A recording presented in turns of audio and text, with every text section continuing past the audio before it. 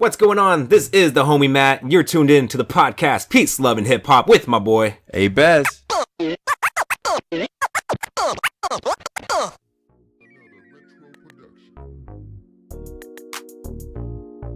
going on, y'all? This is Peace, Love, and Hip Hop, episode 4. It's your man A-Bez, ready to bring it back to you. Yep, the homie Matt here. Episode 4. We in this thing. Matt, how you feeling? I'm doing good. We're chilling. Another great day for hip hop talk. Another great day. So what we got today for our topic? So today's topic is something pretty interesting, and I feel like something that everybody has a certain opinion on. So Nas released a song with DJ Esco and Future, and in promoting his song, he pretty much called for unity in hip-hop. Just a little bit of what he said. Today's game, as big as it gets, it seems like no one's getting along, though. It's a big enough game to do what you want and let your talent speak for itself. But the new cat says something about Pac, the old guy gets mad at the new guy, and then it creates this feud. Love it. So do you think that it's possible to unite in hip-hop from the old style versus the new style? You think it's possible to unite those, bring those together? Is it possible? Yes, because it's been proven already. Old heads teaming up with new heads in certain tracks, such as this new Nas track. Yes. Do I think it is good for the culture to unite them? I'm taking that long ass pause. I don't know. It's a tricky thing for me because I'm not that big of a fan. So when we're talking new school, we're talking the ones I don't like, basically. Yeah. Okay. And But maybe before you say, is it good for the culture? First off, do you think it can work and make music good output? Yeah. It could, but the problem with that is that, wait, I'm going to use this Nas song for an instance. So they make the track and people can say, they can go two ways. Damn, it's a dope song. Or, like a lot of people are going to say, damn, what happened to Nas? So it kind of takes away from that old school, what you're used to from Nas, for instance. It takes away, I'm not saying this, but people can think, it's taken away from what that artist has accomplished. From like the legacy, the style that you're used to. his sound. Even though this song, he kept his style and everything. Like, Nas has always been good with that, like keeping his style, the flow and all that. But I'm just saying, from an outsider's point of view, someone can say that. Why is Nas teaming up with this dude? You know?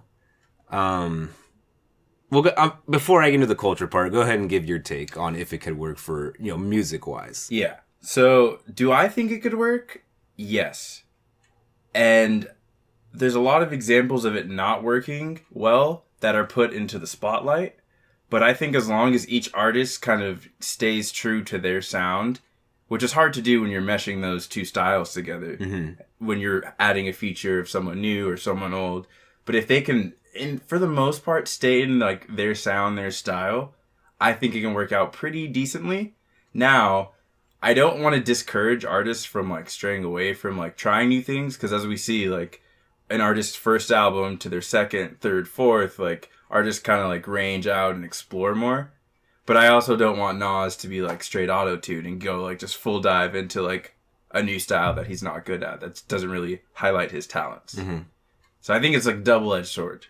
That's what I'm saying. It's hard to say, like, can it work, yes or no? It has to be in like the right context. Yeah, and it's certain artists are able to pull it off, certain artists can't. I mean, it's just, duos like that. I don't know. It's hard to say. Do I want to hear it? To be honest, no, I don't. I mean, honestly, like I want Nas to stay in his lane, and I want the new schools to stay in theirs. That's how I'm. People will judge it off that, but that's just how I feel, because I don't think the two styles really go together. Like you said, in certain contexts, yeah, it's gonna work, but I don't know.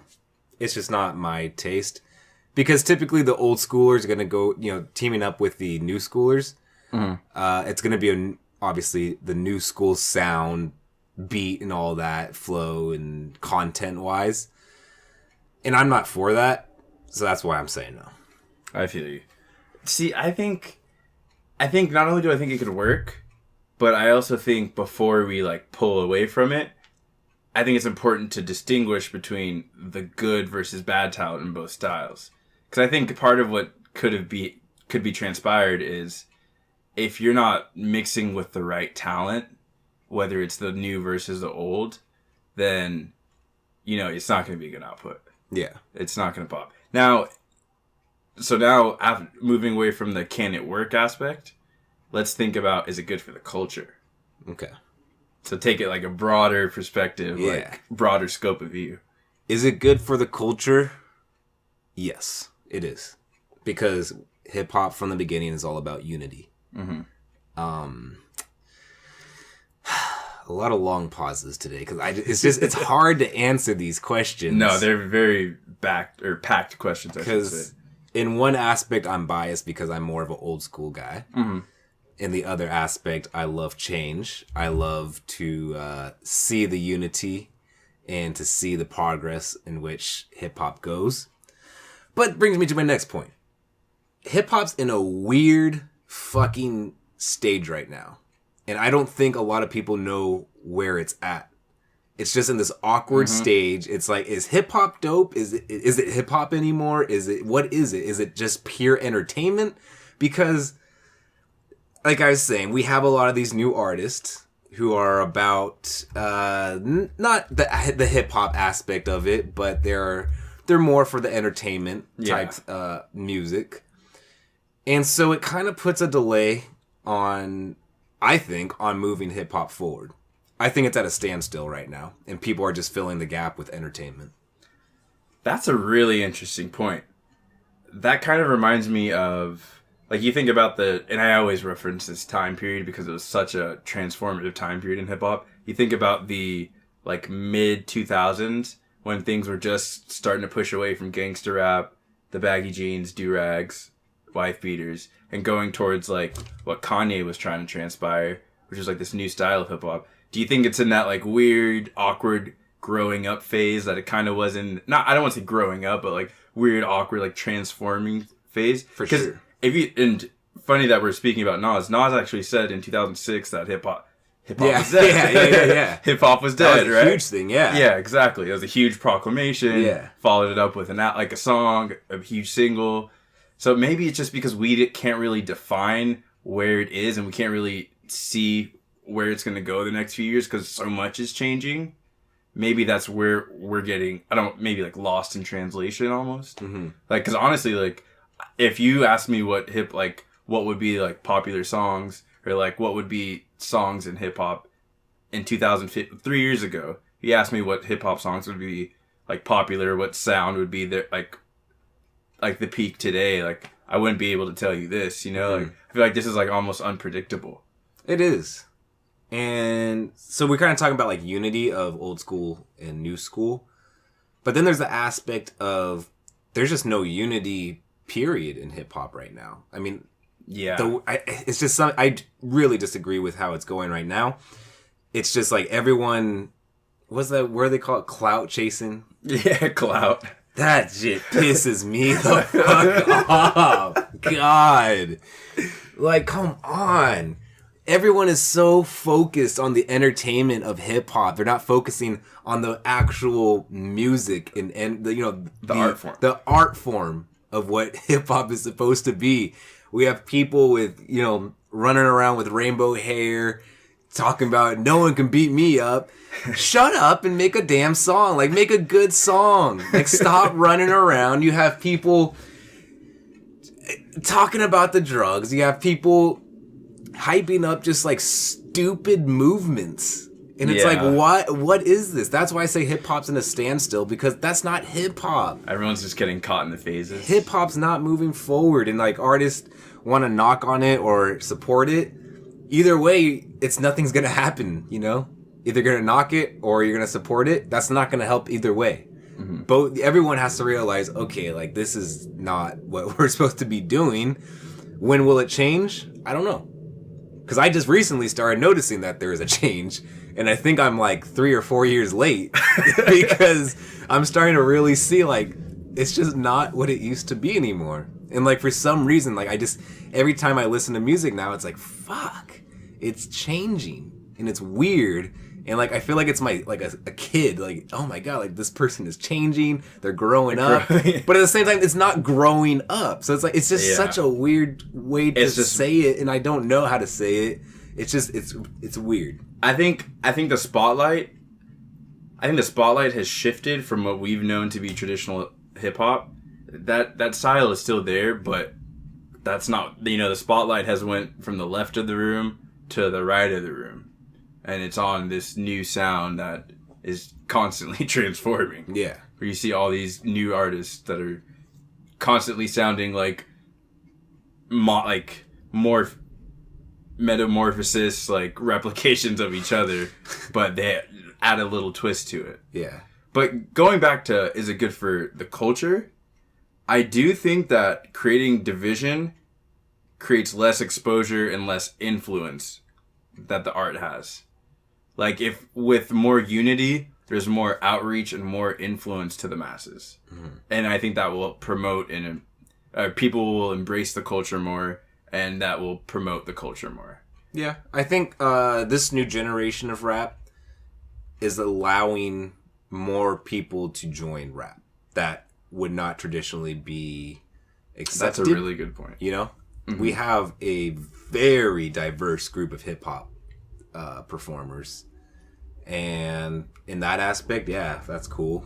I'm all for the diversity and acceptance, but at the same time, it's like, okay, I like that, but at the same time, what the fuck are you saying? Like, you're not even rapping. Mm-hmm. That's where it pisses me off. It's when, a large diverse group is welcomed, but that large diverse group is not for the culture. It's for the entertainment from the culture. And that you make two good points. You're saying with more people being able to join, I kind of see it as the talent. You made a great point in saying that it's not as hard as it used to be. It's a lot easier based on this new sound. Yeah. So would you say it's watering down the talent in a sense because you just have to follow this formula? For sure.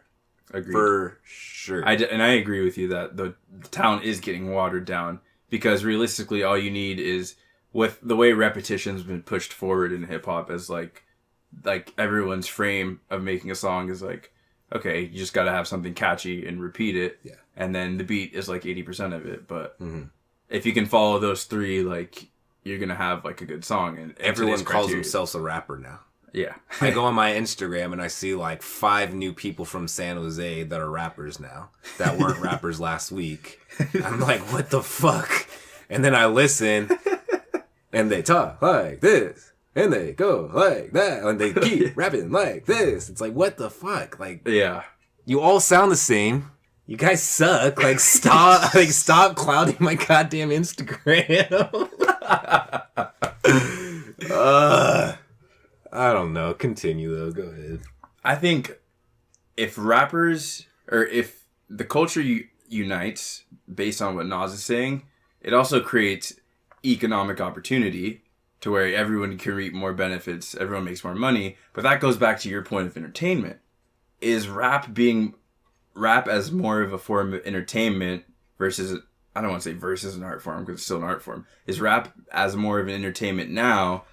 Is that because of the economic opportunity? And do you think uniting will make it more of just a form of entertainment just because people see collabs and features that they didn't see before?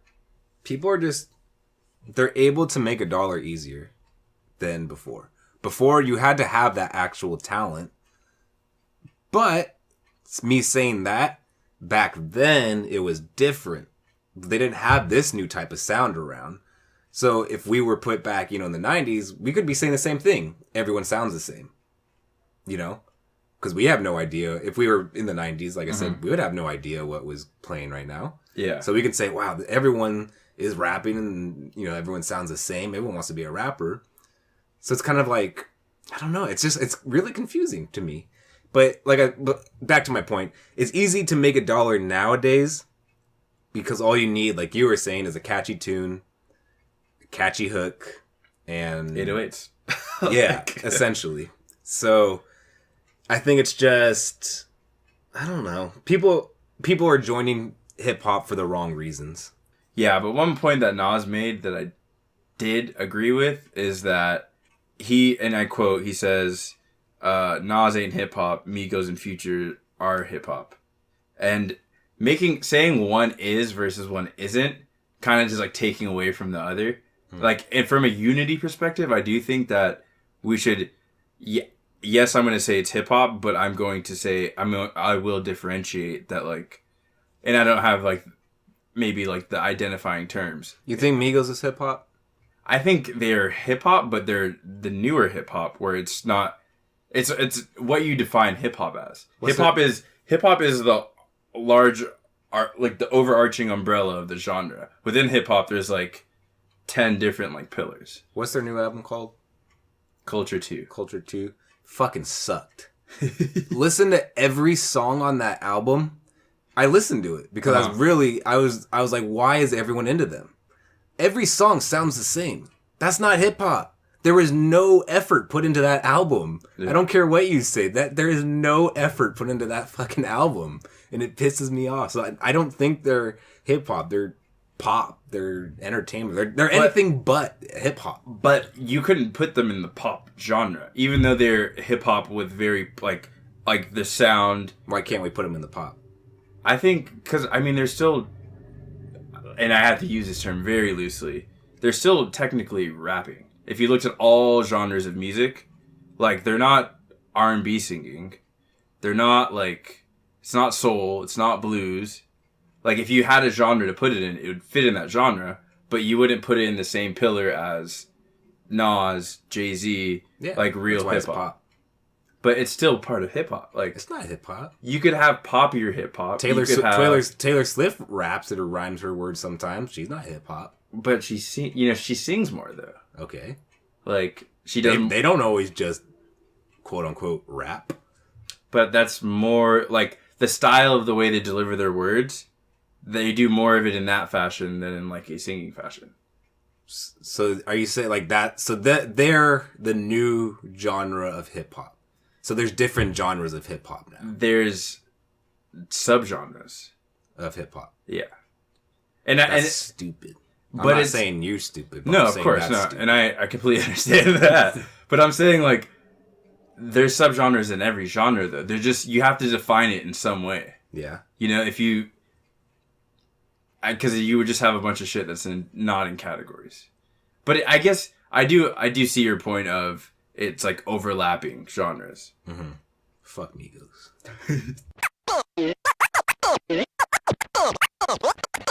Alright, so now we're in the month of April. It's April. Which means we are no longer in March. Past it. But March had a shit ton of albums come out. Mm-hmm. Awesome albums. And so I think it's only fair if we review them. We picked our top 3 each of March. You want to go? We'll do 3, 2, 1. So you do 3, I do 3. You get it? Yeah. Alright, so number 3 and why? Okay, my number 3 was Prime 2 by DJ Premier and Royce da 5'9". When I was listening to the album, I really liked it. I thought it was composed really well. Like, I thought the way all the songs were put together and the production was great. DJ Premier is awesome as always. I liked how he was able to modernize some of the beats he made. Like, they're not like... I love DJ Premier for his style, but I like how some of the beats were, like, kind of more... The beats sounded like... Today's sounding. Yeah. And I don't mean today's sounding like trap sounding. I mean, like, today's, like, hip-hop. Or today's, like, more traditional hip-hop, you know? Yeah. Like, you could flow to the beat easily. You could deliver a flow to the beat easily. Mm-hmm. So I really like that. And I thought Royce da 5'9" was really good, too. Always. He's a spitter, and that's undeniable. Yeah. Like, you can't take that away. That's not subjective. That's objective. That's facts. For sure. So I didn't... To your surprise, maybe, I didn't put Prime 2 in any of my categories. Oh. Because you already know it was going to be, like, my number 1. So I was like, okay, I can't just put this in here. That's, it's cheating, basically. My number 3 would be Murs, A Strange Journey into the Unimaginable. Okay. This album had 14 tracks. It was very personal. He talks a lot about the struggles that he went through these past years. So real, man. And the whole album just sticks to like that real hip hop sound. He didn't try and he experiments with different sounds, but not like he doesn't fall into the new hip hop category. He gave very good insight into who he is, not just as an artist, but also as a person, which I really enjoyed because it makes the album more relatable for the listener. Some tracks, such as Powerful, shares his support and belief about rappers rapping, not speaking about whack shit. I loved that track. The chorus in that. He said, rappers like, rap, damn. trappers trap. Like, yeah. You're like, stick to your trap, let the rappers rap. Like, I loved it. That stuck with me. I loved it. Murs has always just been a great storyteller, and this album just proves he's just an awesome storyteller. A Lean story, that track, it was really awesome. He talks about the first time he did Lean and went to a concert and then got in a fight. Like, it's like the style is just, it's like comedic, yet it's like artistic at the same time. He's able to put those two together and make a great album. The ending tracks got a little slow, but they still have great content and keeps the listener intrigued. And the last track, God is the Greatest. It's a dope track to end the album. Basically calls out fake rappers, shows his his hip hop skills, like I was saying, in a comedic but raw way. Okay. So, number 2. Number 2 for me is Strange Journey into the Unimaginable. Okay, why do you like it? So I really liked the album because it had such strong, powerful messages. Like, that's kind of consistent throughout all of Murs' work, but this was just another pleasant reminder of how he's speaking with a purpose and a meaning. Like, the content and everything he was saying was so real. Like, you touched on him talking about his personal struggles, but, like, you could, like, that's music you could feel the meaning of from the beat to the lyrics. Like, even when I was listening to those songs and, like, listening to the lyrics, I was like, okay, wow, this is some really real stuff. Real, yeah. Like, this will help, like, this could help a lot of people get through a lot of things, like the things he had touched on, like depression, like severe anxiety, divorce, and losing his son, and just like, he just went all out. Yeah. I really enjoyed life. But even with the beat, like, I felt myself, like, catching tune in the beat, and it was like, it felt like one of those beats that was like, it's kind of like singing to your soul, you know? Exactly. Like, it gives you that feeling, you know? But I really, really enjoyed it. I loved how honest and genuine he was. Like, the songs kept you entertained. They kept your attention. You didn't go through the album and think, oh, all these songs sound the same, or even though he has the same consistent sound and style, that everything sounds too similar and it's getting kind of mundane. The songs I really liked were Powerful. As you mentioned, that was one of my favorites. The opening song, The Unimaginable, was really good. Like, it's more of like a spoken word perspective, but I liked the guitar. Like, it was just like a straight guitar. It was very like calming yet like powerful at the same time. Like, just going off of the guitar makes you really focus on his words and his lyrics, and it almost adds more emphasis and meaning to those. And then I also liked Melancholy. Melancholy was a really good song as well. That was dope. Like, very dope song. Like, I was listening to this, I was like, man, this guy's just pouring his heart out in these lyrics, and it was just so real, you know? I agree. Like, I got chills down my spine a few times listening to it. I also liked the superhero story. Yeah, it's like talking to his son. Yeah, he's telling his son a story about like a superhero party, but he's really just talking about him and his homies having a party. Yeah, and just using that metaphor to make it a bedtime story. Like, I love how he was playful with that storytelling. You know? Yeah. My number 2 was Apathy with The Widow's Son. I'm a huge Apathy fan. This album had 14 tracks on it. As always, his wordplay is always on point. His flow is able to be successful on a wide variety of beats, such tracks such as like The Order. He just has straight bars. It's a hip hop style beat with just, you know, the turntable scratches and just get your head bobbing. I loved it. And he's not the type of rapper to really talk about the money, women, and fame type, you know, sections. And he always just keeps it straight hip hop bars and just keeps it at that, and it works every time because of the way he just presents it. It works very well. Keeps it 100. And another track I really like and I want people to check out, I Keep On, featuring Pharoah Monch and Pete Rock. Okay. Dope song.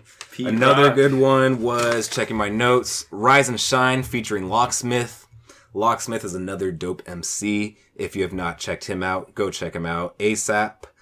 And basically, this album, besides it being a dope album, it had awesome features that just fit perfectly with the songs they put on. He didn't put too many features, and they, when he does have a feature, they basically just go bar for bar, as no one like out competes the other one, which is a very good recipe for a dope album. We've seen songs where a feature just goes off, cough cough, Kendrick Lamar. Yeah, just completely overshadows exactly a good verse from Jay Electronica. All right. Number one. A-Bez's number one album of March 2018. Number one, To Get Her Done. I was going back and forth between my 2 and my 1. I had them 1A, 1B. Okay. I kept flipping, as I kept listening to more and more to both. But my number one album is Czarface meets Metalface. Really? Wow, okay. By Czarface and MF Doom. Yeah. There's something about MF Doom and his storytelling and the way he, his production, and it just catches me. Mm-hmm. I don't know. It's hard for me to explain. Yeah. It's one of those, it's like you feel it, but you don't know how to, put it into words. See, when we saw this album, before the album came out, we saw it, we're like, I wonder if that's going to be any good. We were really skeptical about it. But yeah, it's a dope album. It's Definitely. really tight. I love how he uses, cartoon sounds as samples and, little audio clips and just samples those. Because it's such a unique sound. You don't really see that. You know? Yeah. And the beats that come out of it, that final result is, a really solid hip-hop exactly. beat, And you can wouldn't flow expect to it to deliver to it easily. Yeah. And his storytelling aspect, you go through his tracks, or you go through his projects, I feel like he lays out a story in such an intricate way. It's you have to follow these interludes of quotes from, different passages and stuff.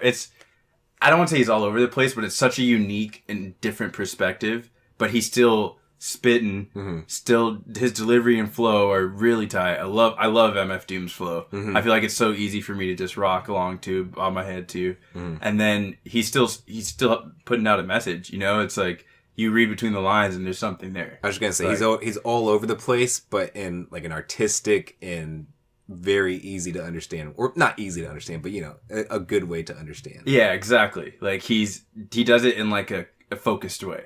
So it's his message is pretty clear, and what he's trying to put across comes across pretty clearly.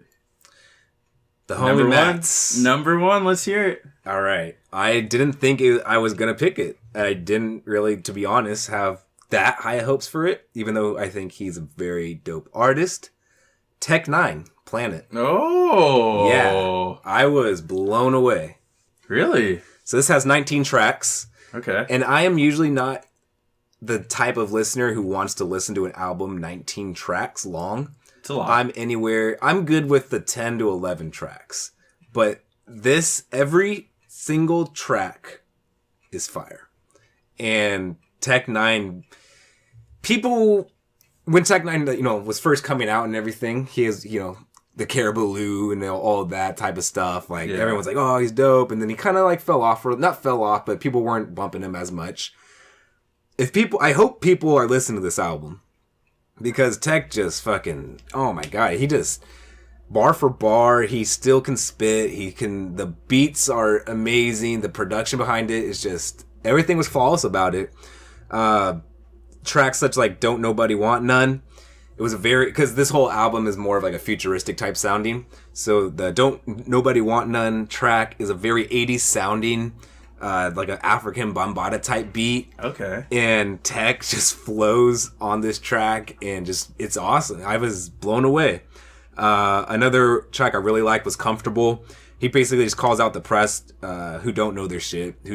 He's saying, I only respect a handful of people, and I am not going to go on anyone's show unless I know that they're on their shit. He's basically just calling them out, which I thought was kind of creative because like you usually hear rappers calling out other rappers, but he's calling out like the press and like telling them like he's calling out media. If I'm giving you like this dope product, you better like know who I am. Yeah, don't get my name wrong. It's not like a traditional hip hop sounding album, and I really think like really only a handful of rappers could flow over these type of beats, and Tech Nine just took the crown for that. And okay, it's you just have to listen to it. And he just reminding listeners he's still relevant in the time where hip hop's changing, like we've been talking about.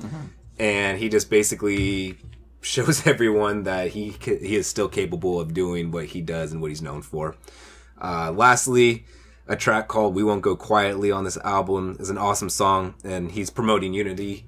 Kind of ties in with our topic today. Yeah. So he's promoting unity between hip hop and just world issues going on as well. And he's saying, I want unity, but if things aren't going to change, then we're willing to stand for what we believe in. And I thought that was really powerful to say, Real. We're urging for unity, but look, I'm willing to do what I got to do for what I believe in. Of course. Just something for the Bay Area to go listen to, if you haven't yet. Andre Nicotina released an album March 23rd. Pisces. You gotta respect the greats. Of course. Especially here in the Bay Area.